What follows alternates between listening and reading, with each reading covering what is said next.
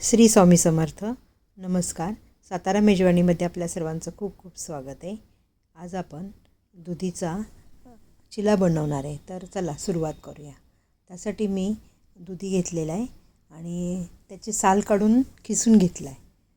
आणि मुगाची डाळ आपण 1-2 तास अशी भिजवून ठेवायची आणि ती पाणी काढून आपण त्याच्यातनं मिक्सरला घ्यायची आणि मिक्सरला बारीक वाटून घ्यायची.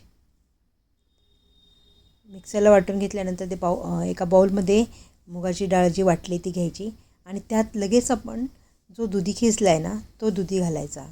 काळा पडू नये म्हणून पटकन हे जे डाळ वाटणं किंवा दुधी त्यात खिसून घालणं हे पटकन करावं लागतं. त्यामध्ये आपल्याला कोथिंबीर बारीक चिरून भरपूर घालायची, म्हणजे खूप छान लागतो. रेग्युलर आपले जे मसाले असतात ते घालायचे. आलं, लसूण, कोथिंबीर, धनाजिरा पावडर, मिरची पावडर आणि जिरे, ओवा, तीळ घालायचे जरासे आणि आपण त्यात थोडंसं पाणी घालून सगळं मिक्स करून घ्यायचं.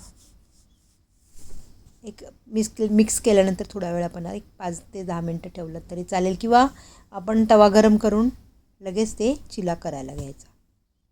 झटपट असा होणारा असा आहे, त्या वेळ लागत नाही. तवा तापलेला असेल तर पटपट होतात. आणि चिला तेल थोडंसं आपण तवा गरम झाल्यानंतर त्यावर तेल लावायचं आणि त्याच्यावरती आपण जे काय बॅटर केलं ते पसरून घ्यायचं. झाकण नाही काही नाही ठेवलं तरी एकदम छान कुरकुरीत मस्त लागतो.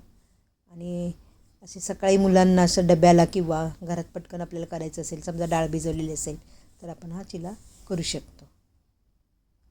टिफिनला द्या मुलांना. वेगवेगळे रोज आपल्याला काय करायचं टिफिनला खूप प्रश्न पडतो. तर हा एक चिला नवीन हा मुलांना दुधी खात नाही तर हा बनवून द्या तुम्ही टिफिनला.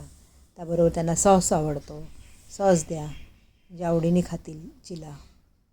अशा पद्धतीने मी हे चिला बनवलेला आहे. तर तुम्हाला जर आवडला तर तुम्ही तो बनवा, मुलांना द्या, शेअर करा सगळ्यांना आणि चॅनेलला सबस्क्राईब करा. धन्यवाद.